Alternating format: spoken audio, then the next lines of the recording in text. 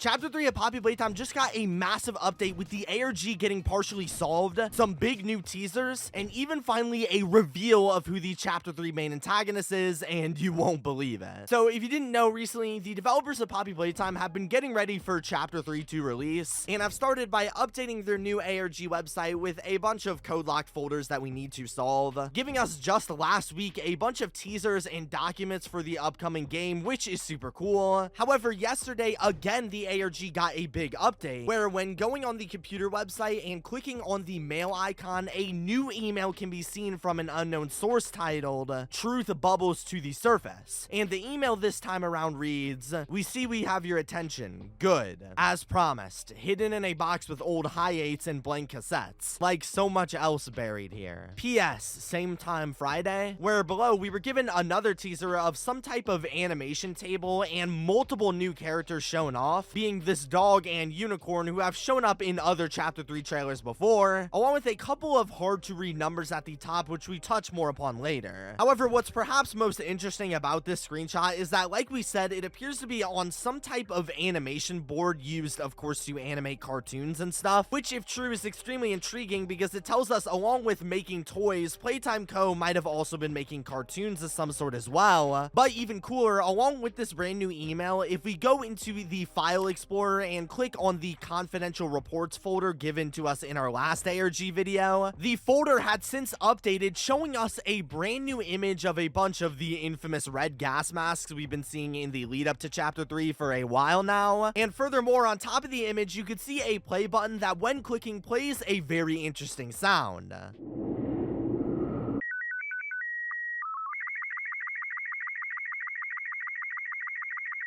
Now, this sound on the surface seems meaningless and doesn't really tell us much. However, after a bit of testing, people found out that this audio actually appears to be an SSTV, which is essentially a way to transmit images through audio, kind of like Morse code or a spectrogram. And when decoding this message through different softwares, it actually reveals to us a blurry but very interesting photo of outside the Playtime Co factory, along with a couple different codes on top of it reading HSO1 and RXT. So this now gives us two brand new teasers and codes with the ARG, but what do they all mean? Well, starting with the animation board, if we look extremely closely at the text here at the top, it appears to read out the code HS02YV4W. And when pairing this up with the second Playtime Co screenshot that had the code HSO1RXT, you can see they both have the same first few digits of HSO1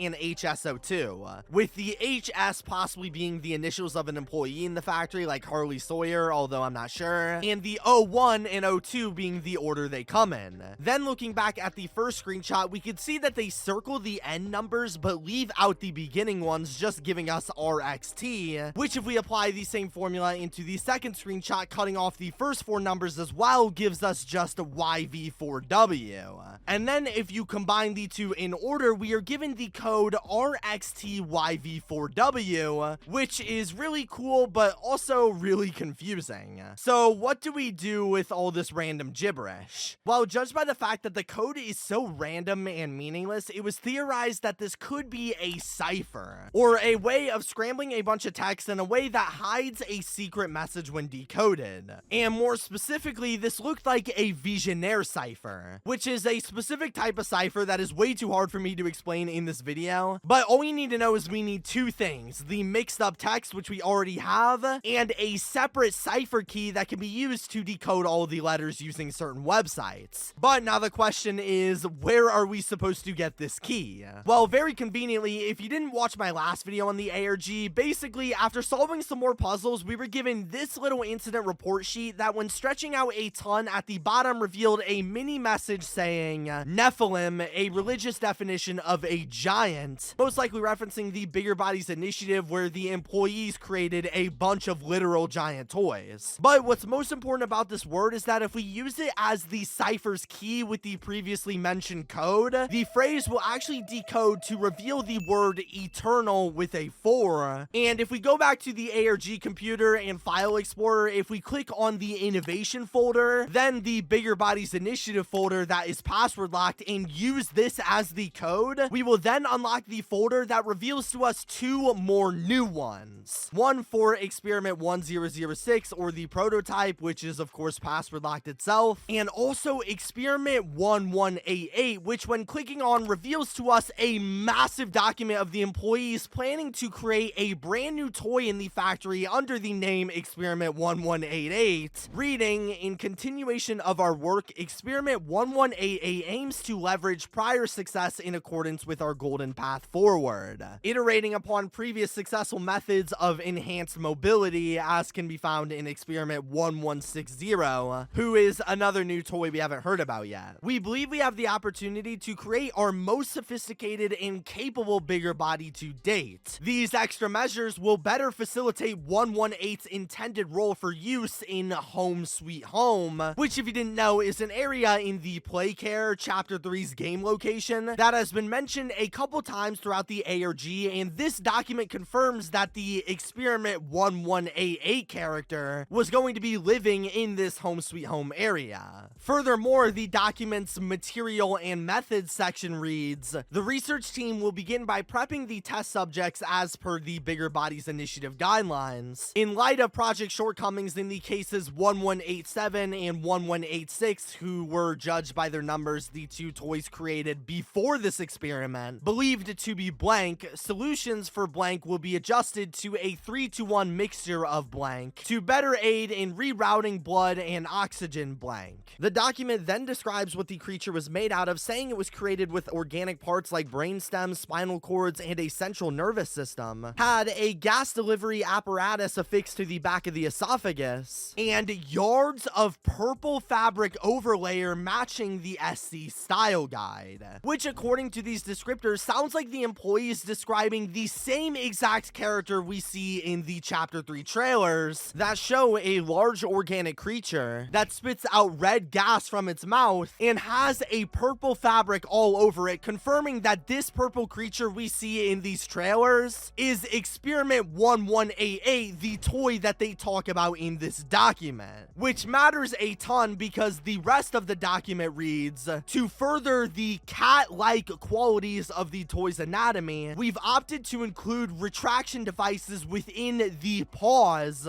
allowing the blank to act in much the same way as a cat's claws, which is the devs 100% confirming without a shadow of doubt that the purple creature experiment 1188 is a cat, which is amazing to hear since there have been so many theories and speculations about who it was going to be. And furthermore, the document goes on saying, while lacking blank, thus differentiating him from experiment 1170, Huggy Wuggy's experiment number, we believe that in order to maintain a more friendly feel, 1188 should not be outfitted with blank, meaning that apparently there was something about Huggy Wuggy that was different from this purple creature that they were missing. And to make a long story short, I think that something in question is most likely Huggy Wuggy's obedience, since in the factory, Huggy was always seen as a near perfect experiment and the optimal outcome according to the employees for 2 main reasons. 1, he was smart, and 2, he was obedient and easy to control.